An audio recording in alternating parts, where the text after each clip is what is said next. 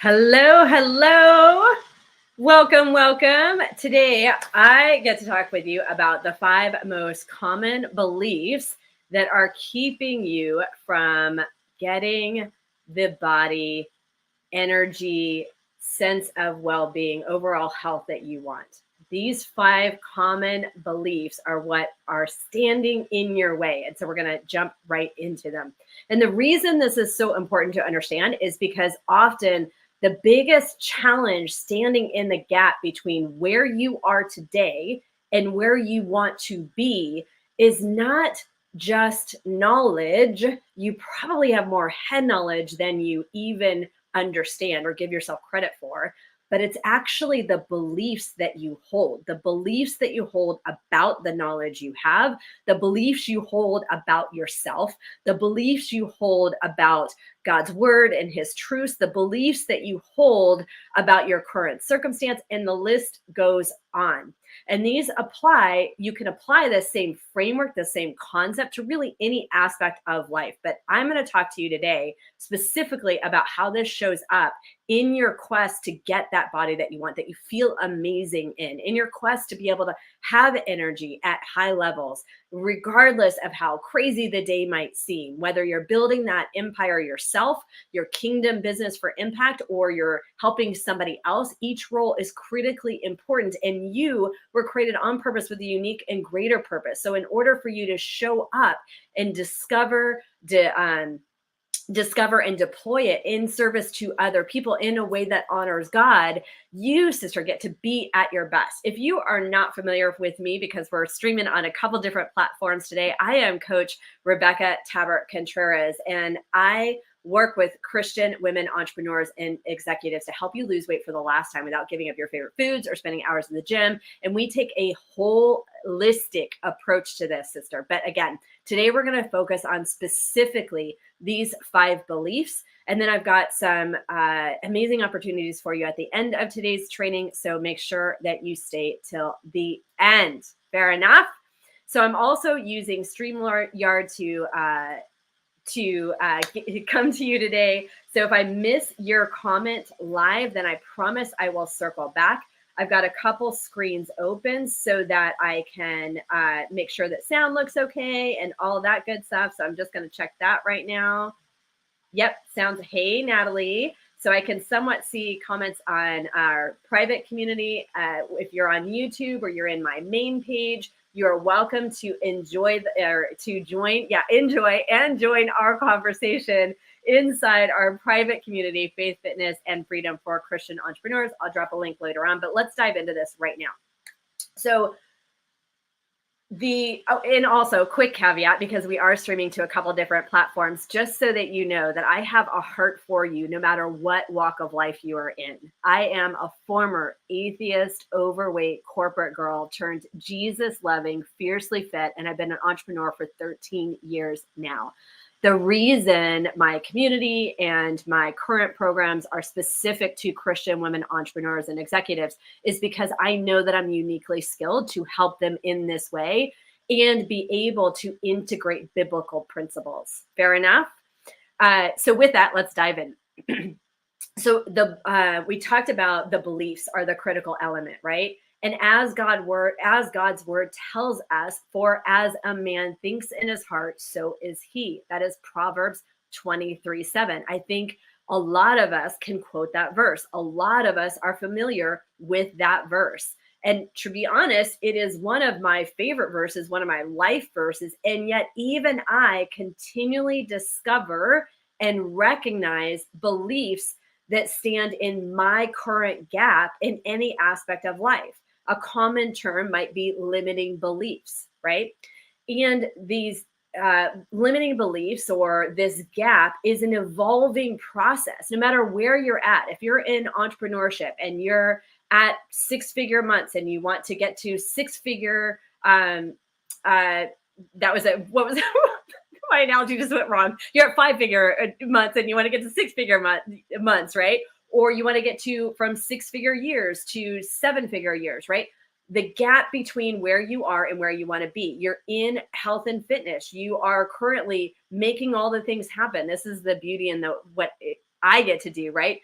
working with Christian women and executives, you've already achieved amazing success. You are a waymaker. You are the go-to person for your friends, for your family, for your team, for your clients. And yet you have this gap when it comes to your health and your well-being for the moment, right? And you'll hear me share, even with my own stories, a lot of times God will give you this vision of that next mountaintop, right? You're sitting on this mountaintop and you see another mountaintop. You know you're being called for more, and you see that it's at that new expansion level, right? It's higher than where you are. Not from an elitist perspective, it's just an expansion, right? But in order to get there, you get to solve for what is the gap, right? And again, applying to health and fitness, a lot of times you've tried diets, you've tried, working, people say work out for all this time and then try this diet or what have you. You've tried all those things and it's just fallen short, right? So you're still solving for what's going to be that solid foundation. What's going to be that bridge that's going to take me from where I am to where I want to go. And that's part of what we get to talk about today, because it's not always just the doing. The doing is an important factor, but it's a lot about the being, which comes back to our beliefs. And I was talking to another great peer and this earlier this week, and I was talking about this evolution, how even with me, 20 years into my walk with God, 20 years into my own personal development, it's like peeling back layers of the onion. I've heard Joyce Meyer use that analogy. And my girlfriend had this great analogy of it's almost like a tornado, right? Imagine a funnel. When you're in, like, just starting out in your development, when you're just start working out your ways of being, right? There's a lot of stuff. The top of the funnel is really wide. There's a lot of stuff to work on, right? And then as you continue to evolve and develop, what you work on maybe narrows, but there's always something, right? And we need to say a quick prayer, by the way, because I forgot to crate my my crazy dog Max. So he is at my feet. So let's say a quick prayer over this broadcast that he stays quiet and doesn't start barking at the old man walking down the street. Fair enough? All right. So when you get close to that funnel, it's an evolving process. And the topic itself can be very broad, right? Trying to discover what your limiting beliefs might be can be a very broad range, right? Especially when you're just starting out. But there's a few factors that are really critical for it. One is your personal close relationship with God. And this is the challenge with this. And this is what I love about what I get to do. I'm sorry, I just truly do love it, is that women that come to me often already have a strong relationship with God. But when we've put something before him, when we've put things that are getting in the way, that are becoming distractions, it literally limits our connection. I've described it before as imagine a hollow PVC pipe, right? Or a metal pipe, whatever comes to mind for you. But the inside of it is hollow. And that is the connection of your spirit in you, or the Holy Spirit in you, to God's voice, right? And when it's hollow, God's living water, his voice, his word flows freely to you and comes out just as it goes in, because there's nothing in between, right? But to the extent in where we allow distractions, to the extent in which we fall short, which we all fall short every single day, that's a whole nother topic. But to the extent in which we're intentionally gunking up the communication by our choices, by our ways of being, or the limiting beliefs that we're not even aware of, is to the extent in which it distorts his direct message to you personally in that personal relationship with him. So even when you are showing up, even when you are doing your part, even when you are closely connected, it just means that once we clean all that up, there's even more, right? It's even more phenomenal than what you're currently experiencing. So it's one of the things that are critical in order for you to be able to start to discover your limiting beliefs. The second is that you must be making time. And then we'll get into the 5 beliefs specific to blocking the body that you want, the health that you want, the energy you want. But I got to set this framework so that you understand the importance of this and how to even get to that point. Fair enough? So give me a yes in the comments if this is making sense so far. I love it. I love it. I see you. So with the second thing is you must be making time to be self-reflective. And this is counterintuitive for those of us that are highly driven and we're continually on the go, taking new things on, looking for the next mission, looking for the next project. All of that is good. So they could all be seemingly good things.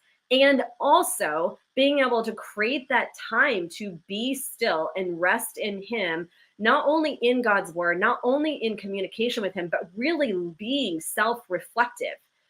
Is a critical part of the process in order for you to be able to look at the beliefs that you even hold.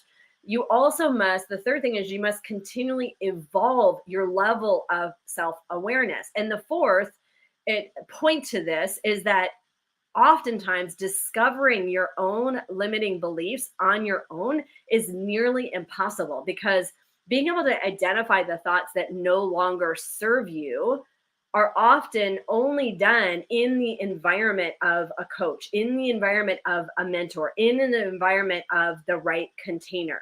Because these beliefs you've held for so long, you may not even recognize them. There's a quote that says something to the effect of, "We question our beliefs except for those that we truly believe to be true." Just as the sky is blue, you would never question it because you've just decided that it's fact. I have still to this day limiting beliefs that are yet to be identified and discovered that I don't yet question.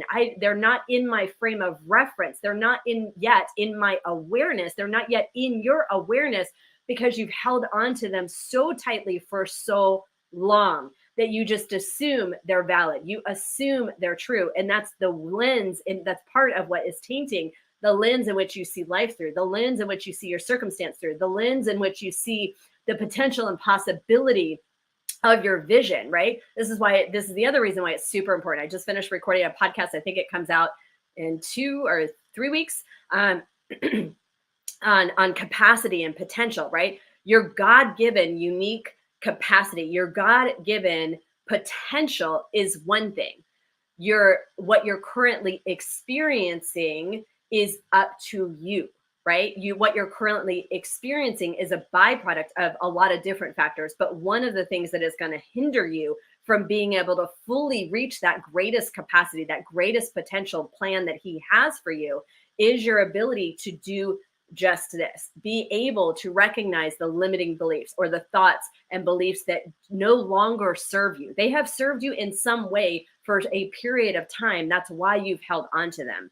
It doesn't necessarily mean that that is the best for you, or that that was the healthiest way, and or that that's like truly, it goes back to, again, either health or fitness or business, right? The thoughts that you've held to this date, the beliefs that you've held to this date have gotten you this far, but they will not get you where you want to be going when, I'm confident, you are a like-minded woman who wants to consistently be evolving and growing, continually be looking at how can I expand? How can I improve? How can I allow God to continue His work in and through me? Because I don't know about you, sister, but I have lived an amazing life with a lot of different experiences and opportunities, and a lot of them have provided amazing lessons that I want to be able to teach forward. I want the opportunities to teach them forward because I want to, for example, when it comes to personal transformation, I want to make the path easier, which I've been honored to do for women over the last 13 years. I want to make it easier. I want to make it simpler. I want to make it smoother and faster. I want to be able to collapse time around the women that I've worked with. And that's only one element. Make sense? If this isn't making sense, drop a 2 in the comments. Let me know that you're with me. I know I'm a little bit lit up, excited about this. So being able to discover the thoughts that no longer serve you and being able to build thoughts that empower you is a critical part of the work that I get to do with my clients. Because not only is it the thoughts that you currently hold, but also being able to teach my clients how to become a student of your body for that physical element, but also your mind, so that you can begin to proactively, not just the thoughts that you've held up to date, but how do you start doing this proactively? How do you start recognizing the thoughts as they come up in daily life, towards your fitness, towards your personal self-care, towards your business as it continues to evolve, right? How do you start to recognize those thoughts, take them captive if they aren't in alignment with that next iteration of identity that you are growing into, expanding into? And how do you take them into authority of God's word and reframe them, right? Making sense? Give me a 3 in the comments if you're with me and this is making sense. Hearts and all that. Love it. Thank you. And like I said, I just did a whole episode on the capacity and potential, right? And being able to recognize what these hindrances are, what those regulators are, and why it's so important to become aware of it, because it also requires a high level of being intentional so that you can develop not just proper regulation of your thoughts, beliefs, and emotions, but mastery of your mind, thoughts, and emotions, so that because you are the operator of all other things in your life, you're able to operate at peak performance. Make sense? Not in a trendy word, but truly, like, God gave me this new analogy of performance, in that it is every day is a gift. Every day is a day for us to show up and do our best to discover, be in relationship with Him, and love others as we love ourselves, serve others in a way that is honoring God. In order for you to do that, you've got to be at your best. We'll talk about that in just a second. So today we're going to dive in. I'm going to rapid fire through the 5 most common beliefs that are keeping you from getting that body, health, and energy that you want, and how to begin to shift out of them, right? And then, like I said in the beginning, I do have a special opportunity for a few of you, so I'll share that at the very end. Fair enough? All right. So the belief number 1, type beliefs below if you are ready to dive into this. The belief number 1 is that self-care is selfish, right?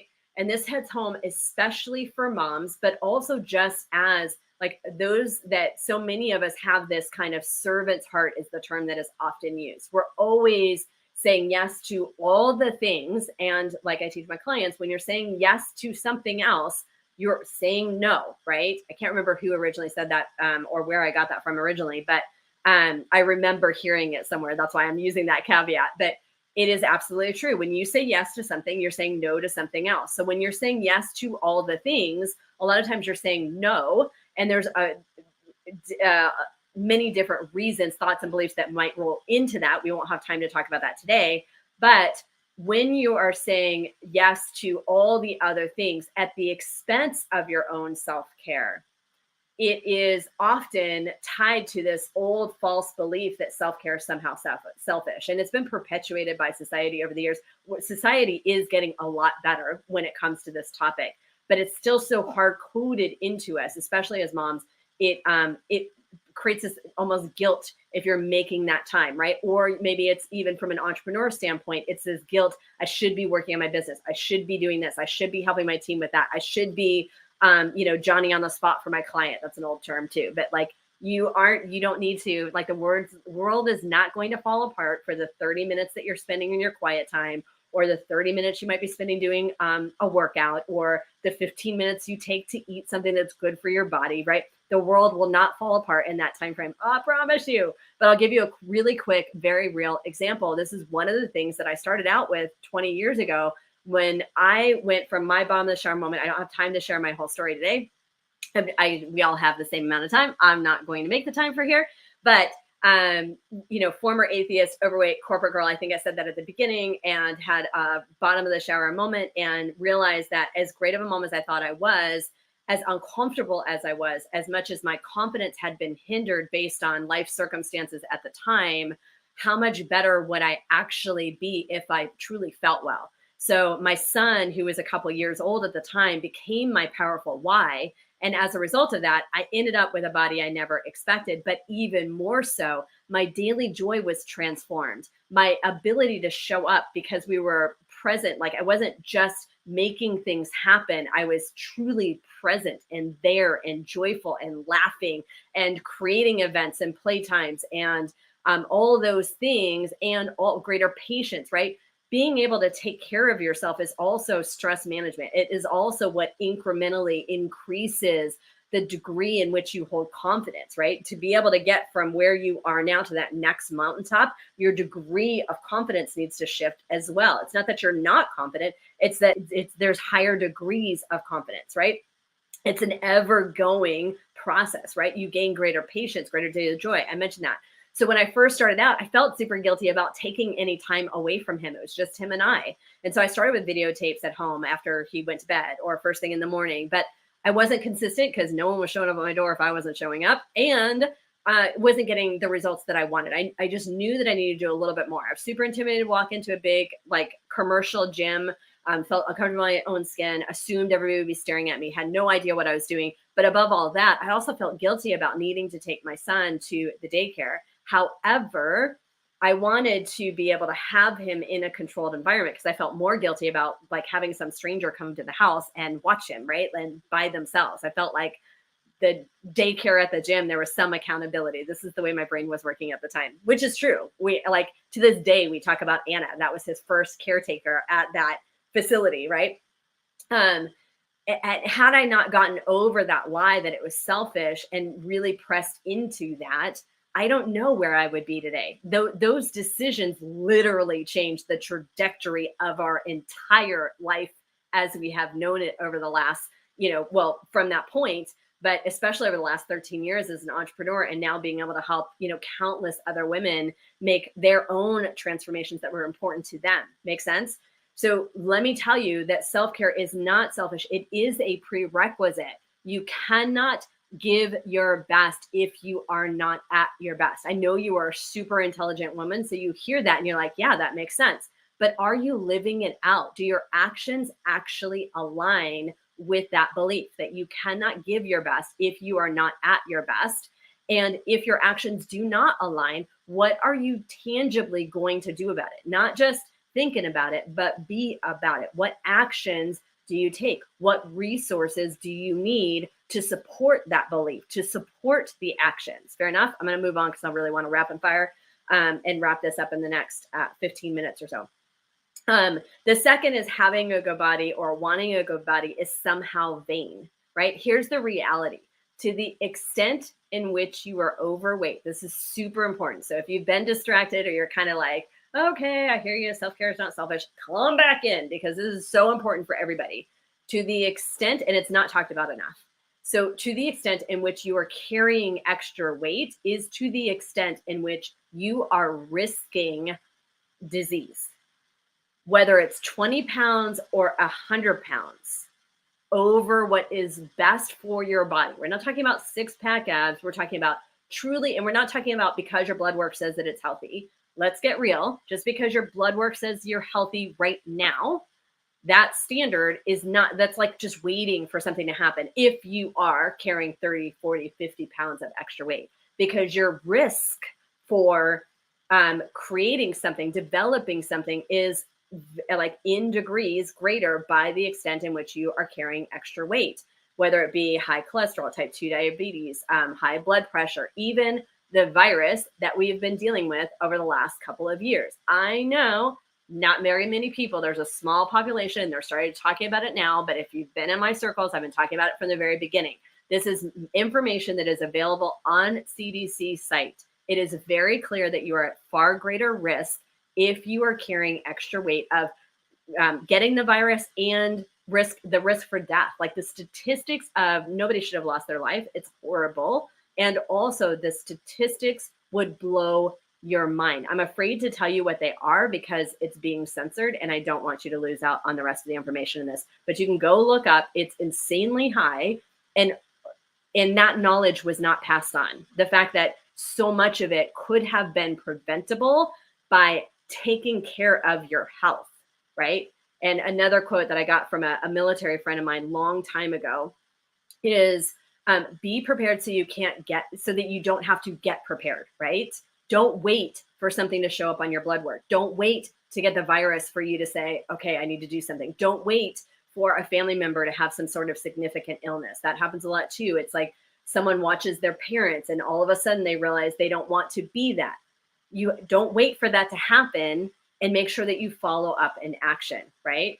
You are the operator of all other things in your life. So your physical well-being and wanting to take care of it, even if it's just because you want to feel sexy in your body, that influences everybody else too. When you feel better, when you're showing up with greater energy, when you're showing up with this radiating dynamic confidence, that is transferred because you're not like as confident in your body now, and then you make this transformation, that changes how you show up, whether it's for your kids, your family, it permeates into every aspect of life.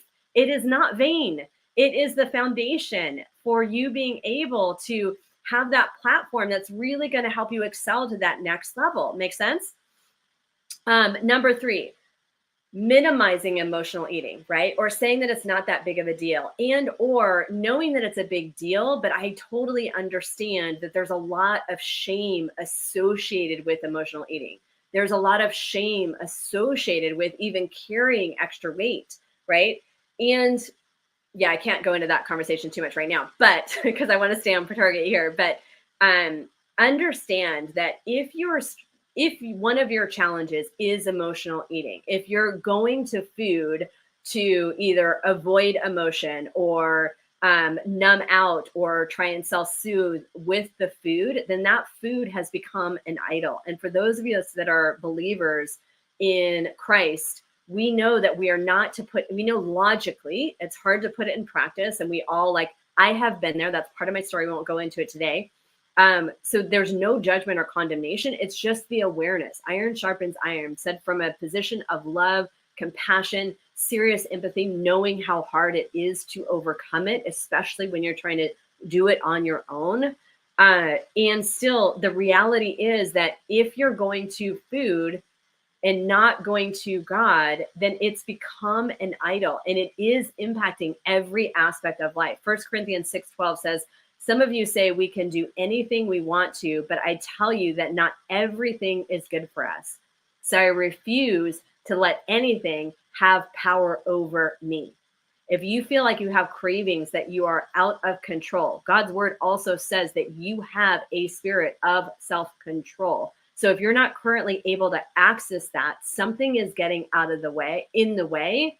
And I want to encourage you and impress upon you the importance of not minimizing that and not putting it off, not avoiding it. Decide what you need to do to overcome it, right? And of course, like, I just don't want to leave you hanging. That is part of the work that I get to do with my clients. But if I'm not for you, that is totally okay. I want you to be served in a way that's going to get you beyond that, because there is so much freedom on the other side of it. Not only are you struggling and it's creating all these other issues with you physically, your confidence, your sense of well-being, there's so much attached to even to the foods that we typically eat out of emotion, right? Highly packaged processed foods. It's not just about the number on the scale. It is impacting your thoughts. It's impacting your ability to regulate emotion. It's impacting your ability to sleep, your quality of sleep. It has a permeating effect in every aspect of life. And not only that, but this is something that God just revealed to me, in the last couple of years, is that this understanding that when I was struggling with food, when I was, my quick story is that I struggled with emotional eating well into my health and fitness journey. And one of the things that he made very clear to me at one point is that every time I chose to go to food, and it wasn't, you don't necessarily, you oftentimes associate it with a false sense of control. Again, this is a whole nother topic. I just want you to know that I understand that. And yet, logically that it's actually not control at all. And when we're choosing to go to food instead of going to God, we're also missing out on opportunities to grow in relationship with God.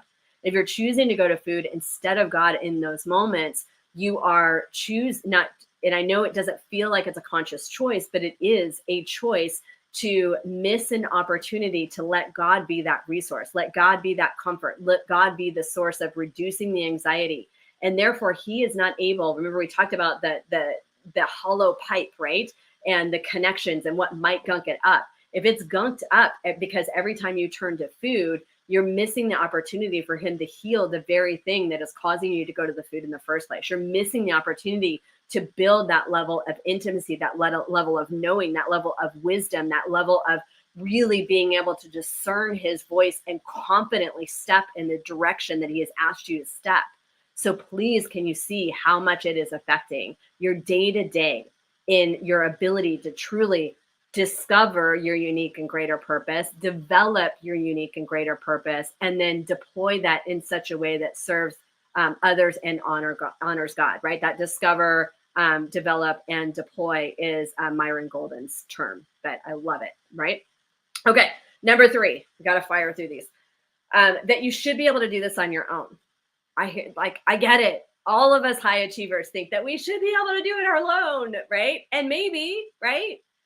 But why would you want to when you can collapse time, right? Another one of my favorite like online connections, and blessed to know her in person too from way back when, is Shamika Tankerson. And she uses the word, you can skip the line, right? You can skip the line. Why would you not want to? Like, you buy these Disney passes that allow you to go to the front of the line. For those of you that love Disney, I can't handle the crowds, but like, right, that there's a pass that allows you to like skip the line and eliminate hours and hours of waiting, right? This is my understanding, right? You get to do that in life by leaning into people that have gone before you, by leaning into people that have the roadmap, by leaning into the coaching, the communities, the connection, all the things.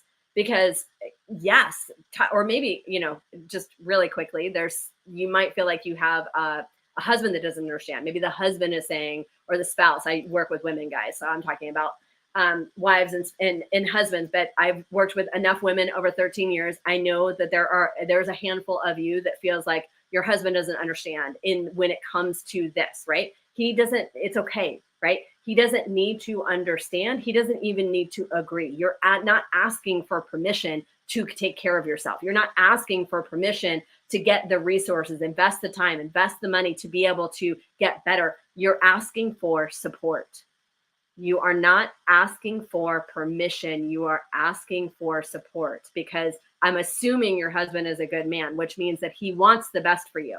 So if he truly understood the depth of how this is impacting you, he would help you create a way. He would support you in that way. Now, they have limiting beliefs also, and insecurities come up, and there's a bunch of other things that might be happening there. But I actually had a great conversation about that with Judy Weber on a podcast episode that we talked a few months back in our group. And then I think the podcast episode just released this week. So you can, we were actually talking about business, but that was a side note that we talked about in terms of those decisions. If you want access to that, just let me know below.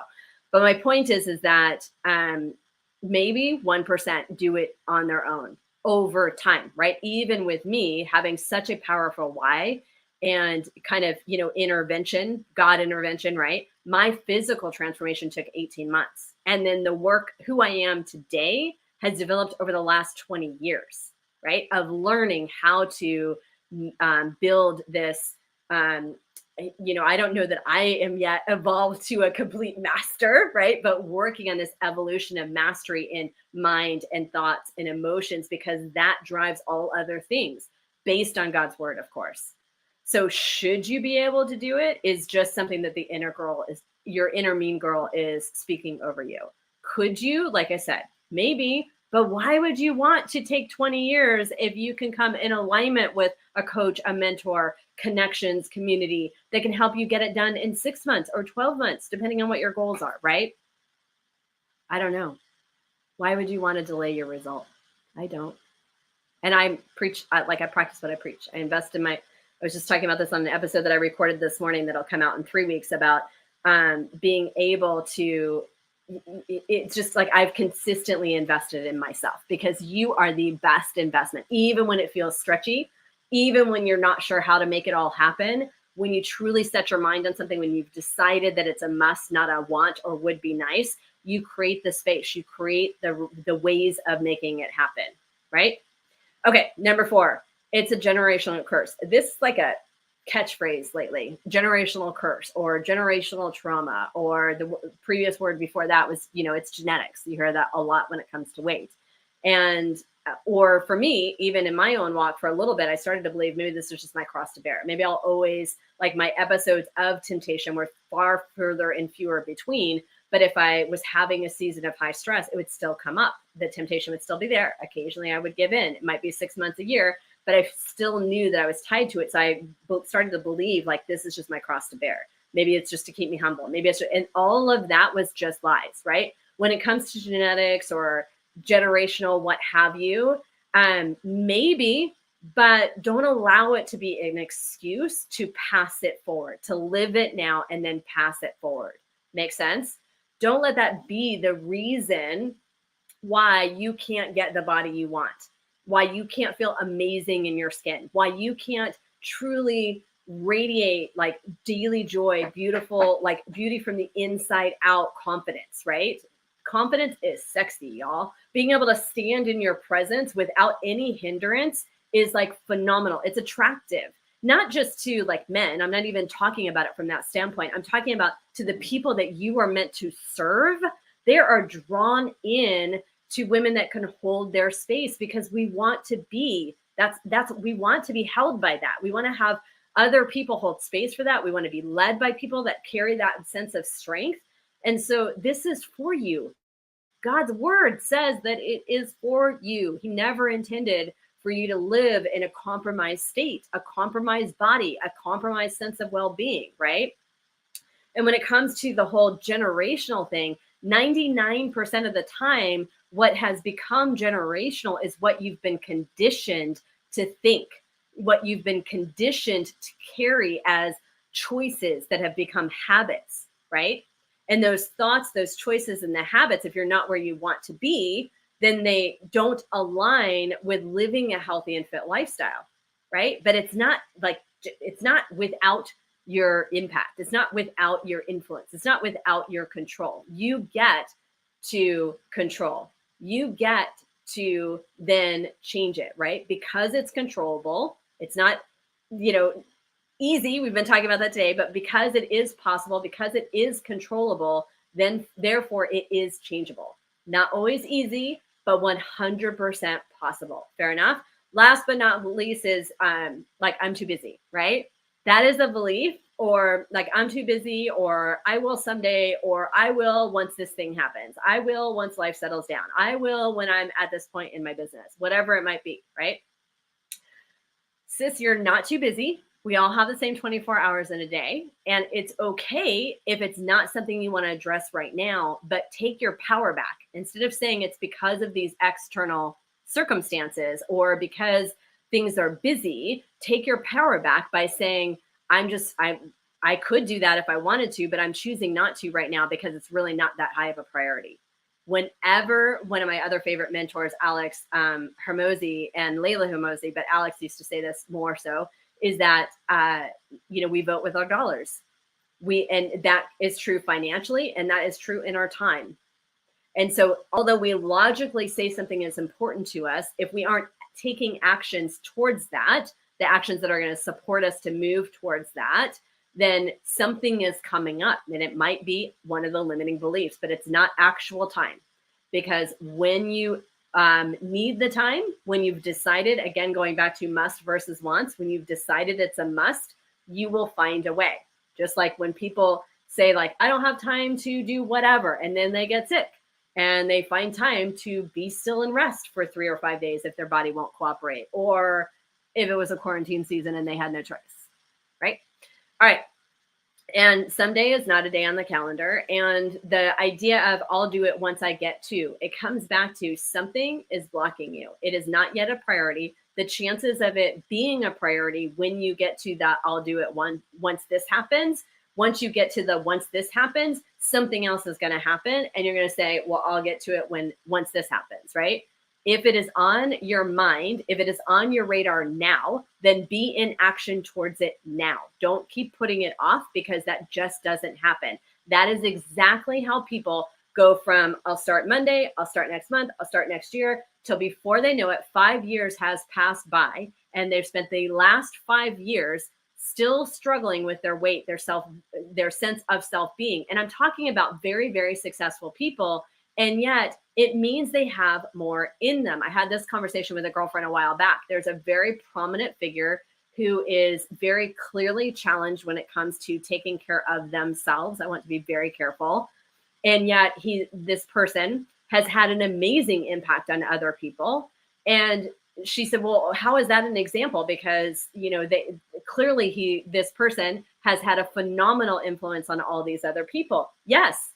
And also, I guarantee it means that once health is aligned, there is even more, to the extent in which you are experiencing blocks, to the extent and if one of those blocks is physical discomfort, is one of those blocks having to take sick days periodically because your physical well-being is not well, right? distraction, right, of how you're feeling or how other people might be perceiving you. Or a lot of the women that I work with know, even though they're already experiencing success, they know they've got more in them because they're not showing up as, vibrantly as they could on Zoom or at Facebook Lives or trainings, because they're somewhat distracted. They do it anyway, because that's how we're wired, but they're somewhat distracted by the idea of what might people be thinking about me, because my physical appearance, and it's honestly, it's not what other people are thinking about you. It's your own thoughts that you're projecting onto other people. I like to believe people are generally speaking kind and loving and all these things. And those that aren't, like, what was the Dr. Seuss quote, that those that matter don't mind and those that mind don't matter, right? It's true. And we know that logically, but you project your own thoughts, your own beliefs on the people that you are trying to influence, that you are trying to attract, that you are trying to help. And because you're doing that, you're limiting your message, you're limiting your capacity. So even though you've achieved amazing success and amazing impact, it means there's even more. You're leaving potential on the table. Fair enough? All right, moving on. So I hope that was helpful. Type helpful in the comments if this gave you some sort of value today. I hope that it has. And if you feel like it's been helpful, tag a sister that you think might be helped on it as well, or share on your pages, leave me a comment, just let me know that you got something from this, and let me know your insights as to what was one or two powerful takeaways for you in the conversation that we've had so far today. I would love to hear that from you. What is your 1 to 2 takeaways that meant the most to you based on today's conversation? And so then with that, I'll jump right into, if you are listening at this point, then clearly this resonated with you. And I want to invite you into a couple opportunities. Typically, working with me is a 6-month minimum experience, because we do work on, for example, inside Kingdom Fit Academy, it's this amazing small group, hybrid of small group and one-on-one. The next start date is in October, but in there we deal with the 3 major categories, which is the nutrition, which is all encompassing nutrition that allows you to make it simple and practical, lifestyle friendly. It truly is not as complicated as so many other like diets and all of that make it out to be, which is why diets don't work and all the things. So nutrition, you get dialed in, but then we also dig into those thoughts and those beliefs, as well as your habits. And so that is a 6-month journey, and it's amazing. And we are in pre-registration for that now, and that next cohort starts in October. I also have just one one-on-one coaching spot left to start working with me on a one-on-one basis this month. So if you feel called to that, let me know. However, the real somewhat new or revisited opportunity that I want to share with you today is something that keeps coming up to me in my quiet time. And it's come up often enough that I'm leaning in and I'm going to listen and follow the prompt. And that is to open 5 spots for a 12-week intimate group coaching program. And now this 12-week program is for you if you are, it's not for everyone, but it is for you.